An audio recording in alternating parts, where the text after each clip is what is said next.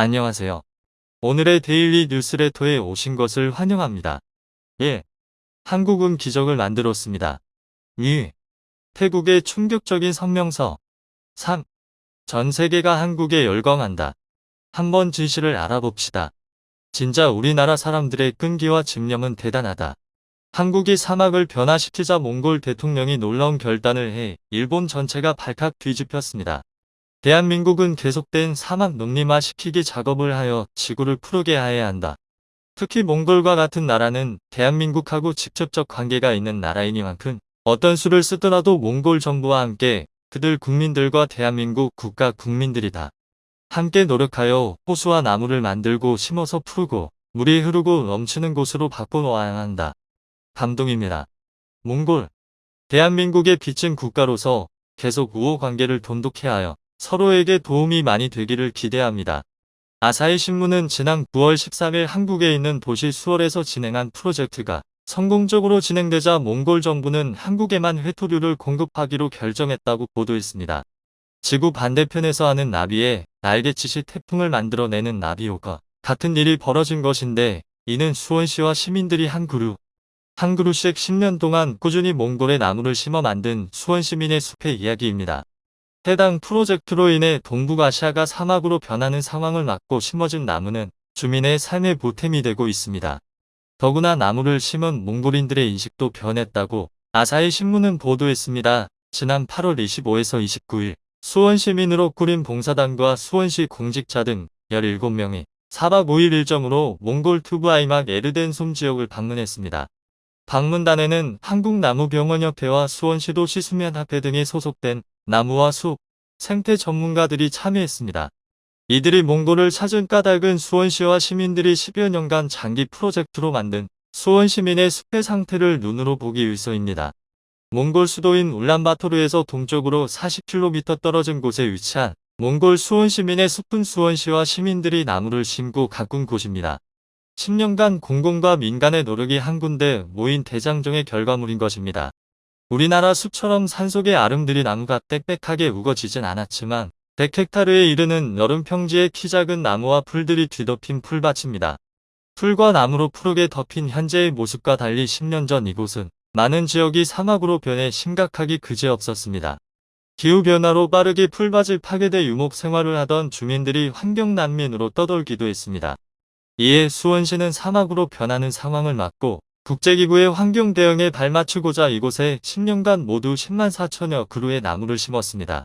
이번에 현지 조사를 벌인 결과 수원 시민의 숲에 심은 나무는 현재 5만 4천여 그루가 살았다고 파악됐습니다. 2020년 생존율을 거의 그대로 유지하는 셈인데, 이는 나무 가꾸기를 하는 지역이 안정돼 자리를 잡았음을 뜻합니다. 더욱이 비타민 나무는 스스로 번식해 나무를 심을 때보다 많게는 20%가량 늘었음을 확인했습니다. 적은 수이기는 하지만 포플러의 경우 자연 상태에서 싹이 튼 어린 나무가 발견되기도 했습니다. 한국나무병원협회 전문가가 진행한 땅 조사 결과도 괜찮은 편이었는데, 숲 가꾸기를 하는 지역에 땅이 바깥 땅의 견조 습도가 높고 산도 폐하 역시 외부에 비해 평균치가 낮았습니다. 나무 가꾸기 사업 덕분에 오랜 기간 가축의 출입이 차단되고 나무와 풀이 활발하게 자라면서 땅 상태가 좋아진 것입니다. 한국나무병원협회는 나무 가꾸기 사업을 하는 지역의 땅 상태는 처음보다 훨씬 좋아졌으며, 유기물층의 발달이 시작돼 토양미생물 활력이 강해져 땅의 화학성과 물리성이 점차 나아진다고 판단된다고 분석했습니다. 사막이 푸른 풀밭으로의 변화를 가져온 몽골, 수원 시민의 숲이 태어난 시기 2010년으로 거슬러 올라갑니다. 황사와 미세먼지로 지구가 더워지는 환경 문제에 대한 관심이 높아지던 시기였습니다. 그때 환경 수도를 꿈꾸던 수원시는 몽골이 사막으로 변하는 현상이 곧 수원의 문제라고 여기고 민간 협력 사업을 구상했습니다. 몽골 수원 시민의 숲 조성의 밑그림을 그리려고 현지를 직접 찾아 환경 조사도 진행했습니다. 이렇게 해마다 10헥타르씩 10년간 모두 100알의 나무를 심겠다는 목표를 세웠습니다. 이듬해인 2011년부터는 나무 가꾸기 사업이 본격 시작됐습니다. 사업을 이끌 휴먼 몽골 사업단이 3월 창립됐고, 수원시민 한 그루 나무 심기 운동으로 시민들의 참여를 끌어냈습니다. 몽골 현지에서는 건조한 모래 땅에 나무를 심으려고 튼튼한 기반 시설을 구축하는 작업이 진행됐습니다. 국제 환경 문제에 대응하는 국제 NGO 푸른 아시아와 함께였는데 염소와 말 같은 가축의 피해를 막으려고 울타리 작업도 함께했습니다. 역사에 남을 만한 첫 나무 심기 행사는 2011년 5월 26일에 진행됐습니다. 현지를 방문한 사업단과 수원 지역 대학생 봉사자 등 42명이 구덩이를 파고 방풍림으로 쓰일 비술나무와 포플러, 버드나무 등을 심었습니다. 주민 소득의 보탬이 되도록 열매가 열리는 나무도 같이 심었고 9월에는 현지 실태조사단을 보내 나무의 생존율을 조사했습니다. 2012년에도 1만여 그루의 나무를 심으며 관계시설과 전기설비 등 기반시설을 다진 수원시는 2013에서 2016년 4년간 해마다 5월이면 규모가 아주 큰 나무 심기 행사를 열어 2만여 그루 이상의 나무를 심어 2016년 10만 그루 나무 심기 목표를 일찍 넘어섰습니다. 목표를 달성한 2017년부터는 수원 시민의 숲이 지속 가능하도록 하는 데 초점을 맞췄습니다. 나무 생존율을 높이려고 자동 관수 시설을 들이고 묘목장과 퇴비장도 설치해 조림지를 유지 관리하기 위한 방법을 찾았습니다. 그리고 지역 주민의 삶에 도움이 되도록 활용하는 방법도 찾았습니다. 몽골 구경방송 등 현지 매체에 따르면 수원시와 시민들은 몽골에 단순하게 풀밭만 만들지 않았습니다. 미래 세대를 위한 환경에 대한 관심과 노력은 물론 해당 지역 주민들을 위한 희망의 뿌리를 내리는 계기를 만든 것입니다. 100하 규모의 수원 시민의 숲은 500만 미터의 땅이 사막으로 변하는 상황을 막는 직접 효과가 있습니다. 그 외에도 다른 숲 가꾸기 사업에 생기를 불어넣고 성공률을 높이는 데 엄청난 도움을 줬다는 평가도 받고 있습니다. 지방자치단체인 수원시가 오랜 기간 사업을 진행하면서 단연간의 경험이 차곡차곡 쌓인 덕분에 기술력은 높이고 시행착오는 낮춰 몽골이 사막으로 바뀌는 일을 막는 사업이 자리 잡는 데 도움이 됐다는 뜻입니다. 몽골 정부 주도로 2030년까지 10억 그루 나무 심기 정책이 추진되는 가운데 수원 시민의 숲이 우수 사례로 꼽혔습니다. 주민들의 삶에도 변화가 생겼는데 비타민 나무로 알려진 차차르간과 우후린 우드 등 열매로 소득을 올릴 만한 나무들이 7만 7천여 그루에 이르러 주민들은 이를 활용해 수익을 거두기 때문입니다. 수원 시민의 숲을 관리하는 현지 인력을 고용하고 양묘장을 운영해 어린 나무를 팔아 돈이 되는 원천을 여러 가지로 만들었습니다. 수원 시민의 숲을 관리하려고 조성한 하늘마을에 사는 한 주민은 잘 자란 나무가 사막으로 변하는 상황을 막아주고 있다며 이는 사막의 제2의 한국이 세워진 것과 다름이 없다고 감사의 마음을 전했습니다. 수원 시민들에게도 환경과 지속 가능한 미래를 고민하고 노력하는 계기가 됐다는 평가를 받는데 그동안 숲 가꾸기 사업에 참여했던 대학생 봉사단과 시민들은 그동안 사막으로 변해가는 몽골 이야기를 흘려듣곤 했는데 몽골에서 나무를 심으며 마음속에 환경에 대한 관심도 함께 심었다고 임을 모았습니다. 이 같은 성과로 인해 수원시와 몽골의 협력관계도 눈길을 끌고 있습니다. 지난 9월 5에서 7일 한국을 찾은 강투무르 룸덴 도르치 몽골 환경부 차관은 이재준 수원시장을 찾아 수원시민의 숲에 대한 감사의 마음을 전하고 앞으로도 수원시가 몽골의 비결을 알려주고 계속 교류 협력을 하자고 청했습니다. 아사히 신문은 이는 몽골과 수원에 국한된 협력관계가 아니다라며 한국 정부와 몽골 정부가 민주주의와 인권 등 가치 연대를 높이는 한편 공급망을 포함한 경제안보에서도 협력을 강화하기로 했다는 소식을 전했습니다. 대표적으로 희소금속협력센터를 설립하기로 한 것인데 중국의 자원 무기화 우려가 팽배한 상황에서 반도체 제조에 필수적인 히토류의 매장량이 풍부한 몽골과의 공급망 협력은 적지 않은 도움이 될 것으로 보입니다. 박진 외교부 장관은 몽골 외교부 청사에서 바트뭉크 바트체책 몽골 외교부 장관과 회담을 한 뒤 공동 기자회견을 열고 세계 10위권의 자원 부국인 몽골은 한국의 공급망 안정에 기여할 수 있는 핵심 파트너국이라며 희소금속협력센터의 설립을 조속히 추진하기로 했다고 밝혔습니다. 박 장관은 첨단 반도체 디스플레이를 위한 히토류와 배터리용 희소금속 같은 몽골의 풍부한 광물과 자원이 한국의 인프라 기술과 결합해 상승 효과를 낼 수 있도록 협력 방안을 적극 추진하겠다고 강조했습니다. 바트체책 장관도 몽골의 자원과 한국의 노하우, 선진 기술을 결합하는 방향에서 논의했다고 말했습니다. 가치 연대 강화도 이번 회담의 핵심 의제였는데 박 장관은 한국과 몽골은 영내 자유평화 번영을 위해 함께 연대하며 협력해 나갈 것이라고 밝혔습니다. 현 정부의 대북 비핵화 로드맵인 담대한 구상에 대해서도 몽골 측의 설명의 지지와 협력 의사를 끌어낸 것으로 전해졌습니다. 아울러 항공경제동반자협정 EPA 체결 협상과 투자보장협정 개정 협상도 속도를 낼 방침으로 박 장관은 항공 전략적 동반자 관계를 심화시켜 나가겠다는 공동 의지를 재확인했다며 하반기 제6차 공동위원회를 열어 외교차관 전략 대화를 신설해 개최하기로 했다고 말했습니다. 기후변화 협력 기본 협정에도 양국은 가서명했는데 한문 간 기후변화 대응을 위한 기술 교류 민간 투자 등을 통해 온실가스 감축 목표 달성 및 양국 대기질 개선 협력을 강화한다는 목표입니다. 태국에서 한국 무기 수입을 결정했습니다. 중국 정부의 방해에도 불구하고 태국 총리가 직접 한국 무기 수입 결정을 내리며 강력하게 한국 무기를 주장했다고 합니다. 태국이 한국 무기를 서둘러 도입하고자 했던 것은 사실 태국이 처한 상황과 밀접한 관련이 있는데요. 대체 태국에서 무슨 일이 일어나고 있으며 왜 한국 무기 수입에 열을 올렸는지에 대해 우리에게 꼭 필요한 무기입니다. 토라유 짜노차 국방장관은 단호하게 말했습니다. 태국 총리이자 국방장관으로 임무를 수행하던 그는 한국 무기 수입 결정에 확신을 가졌습니다. 현재 태국에게 가장 필요한 무기이며 이를 공급하는 한국은 가장 중요한 파트너라 치켜 세우며 그는 조만간 구체적인 조율 내용 협상을 위해 한국 담당자와 이야기를 나눌 것이라는 말을 남겼습니다.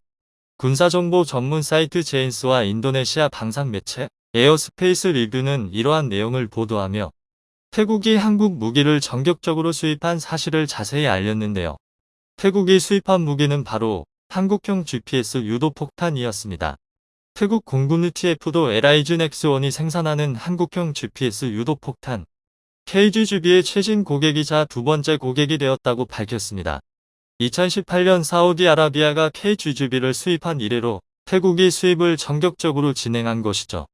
KGGB는 국방과학연구소 주관으로 독자 개발된 한국의 무기로 재래식 폭탄 MK82에 중거리 GPS 유도 키트 장치를 장착한 물건입니다. KGGB를 이용하면 엄폐물에 숨어있는 적도 GPS를 이용해 탐지, 효율적으로 적을 공격할 수 있게 됩니다. 다른 말로 스마트 폭탄이라는 별명이 붙어 있는데요. 최대 사거리는 약 100km에 해당합니다. 사실 이번 사업은 일찍이 이야기가 나왔으나 도입에는 지지부진한 측면이 있었는데요. 과거 태국이 한국 T-50 고등훈련기를 구매했을 당시 태국 공군은 T-50 성능 개량 사업은 물론이고 2차 호위함 사업 그리고 KGGB에 대해서도 깊은 관심을 표현했습니다. 주변 국가인 중국이 계속해서 군비를 늘려가고 있고 최신형 전투기를 계속 개발하는 등 주변국을 위협하는 마당에 태국도 이를 대비해야 한다는 마음이 있었던 것이죠. 한국 T-50을 고른 것은 태국이 가진 한국 무기에 대한 믿음 때문이었습니다. 일찍이 태국은 대구급 기반의 3650톤급 호위함을 5200억에 도입한 적이 있습니다. 태국 역사상 최대 규모의 방산 계약을 체결한 것인데요. 이 호위함에 태국인들이 가장 존경하는 인물인 전 부왕 라마 9세의 이름을 따 푸미폰 아둔야댓이라고 부를 정도로 한국이 제공한 무기에 기뻐했습니다. 한국 무기의 위력과 수준이 태국이 보유했던 수준에 비해 압도적으로 강력했기 때문이죠. 동남아시아에서 강력한 해군력을 보유하고자 했던 태국의 입맛에 딱 맞는 무기라 할 수 있습니다. T-50 고등훈련기 수입도 한국 무기의 뛰어난 성능 때문에 태국 정부가 사업을 추진했던 것이고 대구함에 이어 T-50까지 확실한 성능을 보여주면서 태국인들 마음속에서는 한국이 최고의 군사 파트너로 자리를 잡았습니다. 이를 알 수 있는 사실이 바로 군사정보보호협정 지소미아소미아인데요. 군사 동맹국끼리 필요한 정보를 공유하는 지소미아는 상대 국가를 신뢰하지 않으면 체결하기 어렵습니다. 일찍이 태국 정부와 지소미아 체결을 위해 노력했으나 태국 정부는 한국의 요청에 별다른 대응을 하지 않았다가 방산 무기의 성능을 보고 깜짝 놀란 나머지 지소미아에 응한 것이라고 하죠. 하지만 그럼에도 불구하고 KGGB 사업은 큰 진전이 없었습니다. 한국 무기에 대해 신뢰를 가진 태국이지만 정치적인 차원에서 중국의 압박이 큰 방해 요인이었다고 합니다. 중국 무기 수입을 강요하며 태국 정부는 선뜻 결정을 내리지 못했다고 하죠. 정치적인 고려까지 생각해 미뤄두던 KGGB 사업은 그러나 어떤 계기 때문에 이례적으로 빠르게 진행되었다고 합니다. 바로 태국에서 점점 심각한 사회 문제로 대두된 이슬람 무장단체의 독립과 테러 활동이 그것입니다. 식민지 지배를 당한 적이 없고 대표적인 불교 국가로 알려진 태국. 이 국가 남부에 위치한 나라티와 지역은 다른 태국 지역과 달리 대부분의 시민들이 이슬람교를 믿는 이들입니다. 종족도 타이 민족과 다르게 무슬림 소수 민족인 말레이족으로 이들은 오래전부터 태국 중앙정부의 통치에 반발, 남부 나라티와 지역을 중심으로 독립국 건설을 꿈꿨습니다. 그리고 이를 실천에 옮기기 위해 무장단체가 만들어졌죠. 이슬람 반군 집단은 처음에는 태국 정부에게 큰 타격이 아니었습니다. 대부분의 타이 민족들은 불교를 믿으며 사는 이들이었고 소수의 이슬람 단체는 쉽게 제압이 가능한 수준이었죠. 그러나 시간이 지나면서 이슬람 극단주의자들의 발흥과 이슬람 체계로부터 흘러들어온 무기는 무장 반군을 태국 정부의 골칫거리로 만들기 충분했습니다. 2000년대 초반부터 이들은 테러 활동을 활발하게 펼치며 중앙정부의 구속으로부터 벗어나기 위해 태국인들을 집요하게 공격했습니다. 민간인 사상자들은 점점 숫자가 늘어나면서 중앙정부 소속 군대가 출동할 정도로 반군은 성장했죠. 그리고 올해 8월 태국 남부 주요 지역에서 하룻밤 사이 20곳에 달하는 폭탄 테러와 방화가 일어났습니다. 현지 언론인 방콕 포스트에 따르면 빠따니, 나라티와 엘라 등 태국 남부 주요 장소에서 화재가 발생했다는 사실을 알렸습니다. 편의점과 주유소 등 주요 시설에서 발생한 이 테러로 많은 사상자가 발생하거나 재산 피해가 잇따랐는데요. 태국 경찰의 조사 결과 이슬람 반군 세력들이 주요 지역에 폭탄을 미리 설치해 발생한 일인 것이 드러났습니다. 야라주에 위치한 편의점에서는 무장 반군 세력이 마스크를 쓰고 카운터에 검정 가방을 싣는 일도 있었죠. CCTV를 통해 녹화된 이들 반군 세력은 상당한 규모였습니다. 더 이상 내버려 두면 태국 국왕의 통치에 지장이 생기고 태국 남부 지역이 독립하는 불행한 일이 일어날 수 있게 태국은 본격적으로 군사 행동에 나서기로 결정한 것이죠. 그러나 문제는 태국 남부 지형이었습니다. 베트남 전쟁 당시 게릴라전을 펼치던 베트남인들처럼 태국 남부 지형을 이용해 이들 반군 세력은 태국 정부를 피해 항전을 이어가는데요. 이를 잡기 위해선 정밀한 타격이 필요합니다. 그렇기에 한국 무기인 KGB를 태국 정부가 급하게 요청한 것이죠. 지하로 숨거나 비밀 기지에서 나오지 않는 이들을 잡기 위해 한국의 무기가 요긴하게 쓰일 수 있다고 판단했기 때문이죠. 태국과 한국의 무기 수출입과 관련 이를 불편하게 여겼던 중국은 태국의 한국 무기 수입을 견제하기에 이릅니다. 특히 동남아시아에서 중국 편을 확보하기 위해 공을 들였던 중국 입장에선 태국에게 압력을 가해 자국 무기 구입을 요구했죠. 중국은 자국이 개발한 텔레이 1500을 태국에게 제안하며 태국을 설득했다고 합니다. 텔레이는 중국어로 천둥이라는 뜻으로 이 폭탄의 경우 글라이더처럼 하늘을 날 수 있고 정밀 유도 장치를 달았습니다. 중국산 폭탄이 한국보다 더 우월하다고 강조한 것이죠. 그러나 태국에서는 이 텔레이 500에 대해 부정적인 반응을 보였습니다. 무엇보다 중국의 거짓 스펙 부풀리기에 지쳤고 기대했던 타격력을 텔레이 500은 제공하지 못했기 때문이죠. 직접 타격이 가능한 한국의 KGB와 다르게 텔레이 500의 경우 수류탄 크기의 자탄 수백 개를 상공해서 뿔뿔의 지상을 타격하는 방식입니다.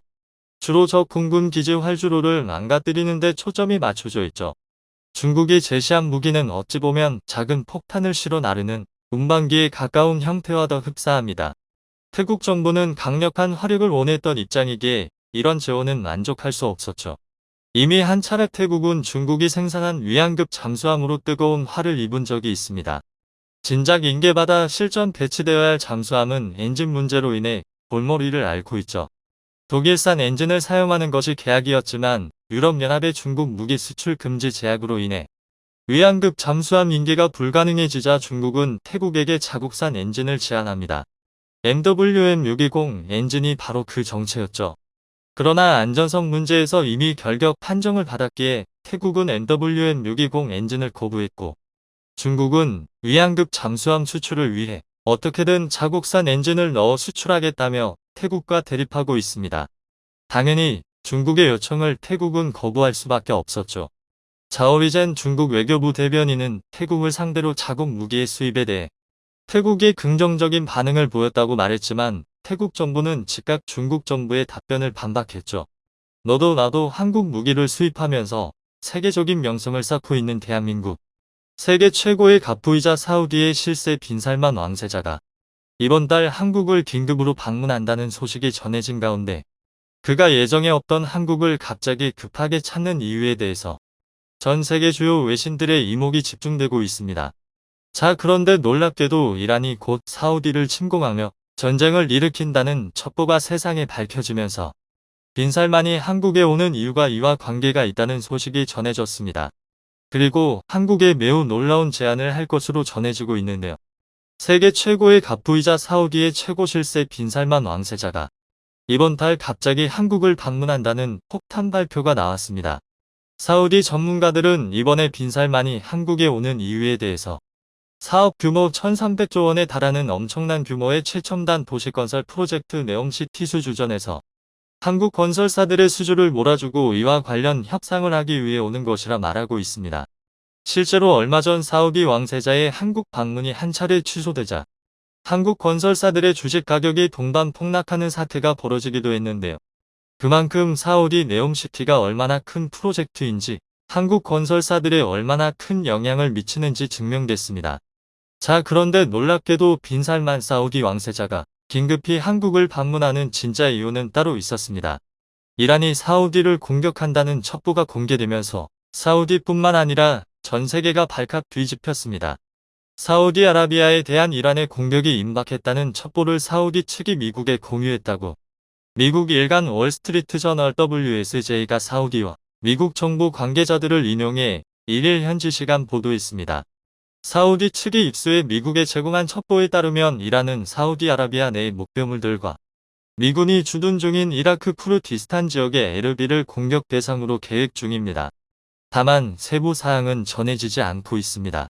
사우디 정부 관계자들은 이란이 이런 공격을 감행하려는 것은 이란 내에서 9월부터 계속되고 있는 반정부 시위에서 관심을 돌리기 위한 의도라고 WSJ에 말했습니다. 백악관 국가안보회 ENSC는 이런 경고에 우려하고 있다며 만약 이란이 공격을 실행한다면 대응할 준비가 되어 있다고 밝혔습니다. 미국은 군과 정보 채널을 통해 사우디와 상시 접촉 중이며 이 지역에서 미국과 그 동반자들의 이익을 방어하기 위해 행동하는 것을 주저하지 않을 것이라고 NSC의 한 공보 담당 직원은 설명했습니다. 이란은 9월 하순부터 이라크 북부를 수십 발의 탄도미사일과 무장 드론으로 공격해왔으며 이 중 하나가 에르빌을 향해 날아가다가 미군 군용기에 의해 격추된 적도 있습니다.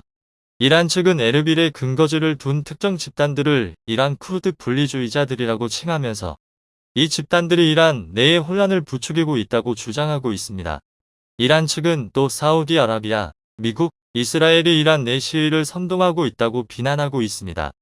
호세인 살라미 이란 혁명수비대 총사령관은 이란 시위를 이란 인터내셔널 등 위성 뉴스 채널로 보도하는 것을 중단하라고 지난달 사우디에 경고했습니다. 당시 살라미 사령관은 이번이 우리의 마지막 경고라며 최후 통첩 성격의 입장을 밝혔습니다. 이란인들을 겨냥해 뉴스를 제작하는 이란 인터내셔널은 2017년에 런던에서 설립됐으며 사우디아라비아 왕실과 연계가 있는 것으로 알려졌습니다. 이란의 사우디 침공 첩보가 밝혀지면서 미국이 대응에 나서고 있지만 사우디는 충분하다고 느끼지 않았고 결국 한국산 최첨단 무기들로 사우디군을 무장시켜 자체 국방력을 대폭 강화하여 이란군을 초토화시키려 하는 것으로 일각에서 주장했습니다. 이를 위해 한국산 무기를 대규모 사들이려 빈살만 왕세자가 한국에 긴급 방문하는 것이라 일각에서는 주장하고 있습니다. 세계에서 국방비에 돈을 가장 많이 쓰는 나라 1위가 미국, 2위가 중국, 3위가 어디일까요? 러시아도, 영국도, 프랑스도 아닌 바로 사우디입니다. 하지만 사우디군은 그동안 오합지졸로 불려왔습니다.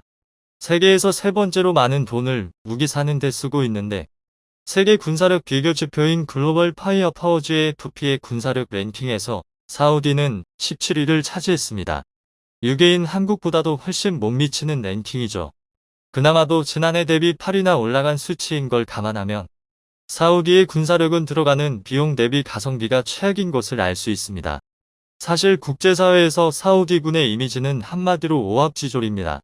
세계 3위의 막대한 국방비를 퍼붓고 있는 상황인데 경제제재로 기껏해야 소형 드론을 탄도미사일 삼아 날리고 있는 예멘의 후티 반군조차 이기지 못하고 벌써 5년째 전쟁을 이어가고 있습니다.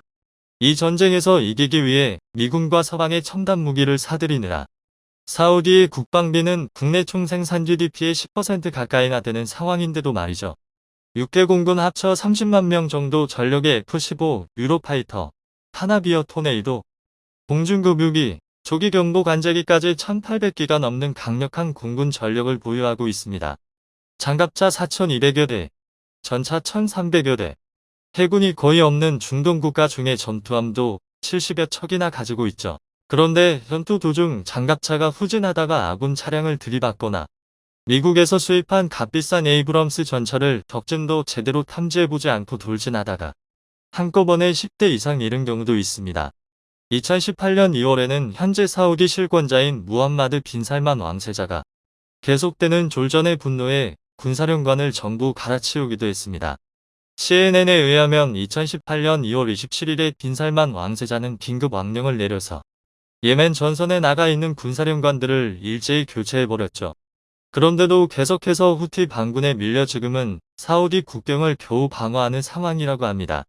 이에 비싸기만 하고 아무런 성과도 내지 못하고 있는 미국산과 유럽산 무기를 과감히 버리고 동유럽 국들과 인도 등이 최근 대규모로 구매하며 엄청난 성과를 내고 있는 한국산 최첨단 무기들을 초대 규모로 구매할 것이라는 소식이 전해지고 있습니다. 이란은 주로 중국에서부터 무기를 수입하고 있는데요.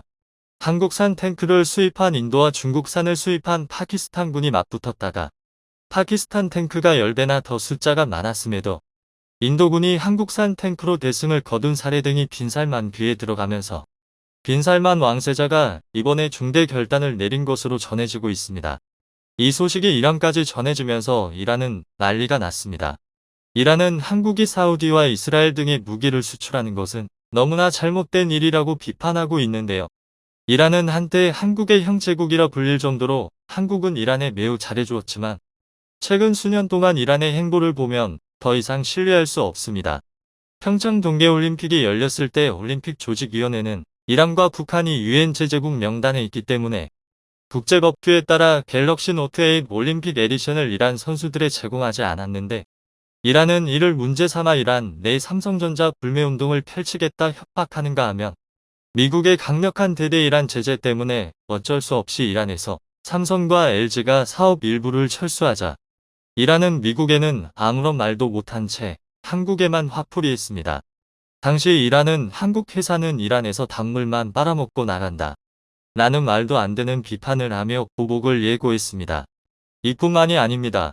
이란 정부는 삼성전자 주재원을 추방하고 임직원의 입국과 삼성의 스마트폰을 이란 내에서 사용하지 못하도록 등록을 금지할 수 있다고까지 협박하면서 징벌적 조치를 취하겠다 겁박했습니다. 그러면서 모하마드 자파르 나나카르 이란 정보통신부 법무국장은 이날 이란 현지 언론들의 삼성전자에 대한 일련의 조처가 준비됐다라며 앞으로 더 강력한 조치를 취할 것이라 말했습니다. 여기에 더해 한국산 가전제품에 대한 수입 금지령을 내리는 충격적인 결정을 하는가 하면 한국산 드라마 방영 중단 조치라는 말도 안 되는 일까지 벌였습니다. 이란에서는 10여 년 전부터 주몽과 대장금 등 한국 드라마가 큰 인기를 끌고 있는데요. 이란 정부가 나서 한국 드라마를 완전히 차단시켜버리겠다는 것입니다. 이란이 중국과 밀월 관계를 만들더니 중국이 한국에 하는 짓과 똑같은 짓을 하고 있는 것이죠. 반면 사우디는 이란과 완전히 다른 모습을 보여주고 있습니다. 사우디는 1,300조 원에 달하는 초대 규모 사업과 관련 한국의 엄청난 선물 보따리를 풀 예정일 뿐만 아니라 한국산 무기를 초대 규모로 사들이는 과감한 결단까지. 중국산 무기를 사용하는 이란이 과연 한국산 무기로 도배한 사우디를 상대로 영상이 도움이 되셨다면 구독과 좋아요 부탁드리며 오늘도 감사합니다. 최고로 멋진 하루 보내시길 바랄게요.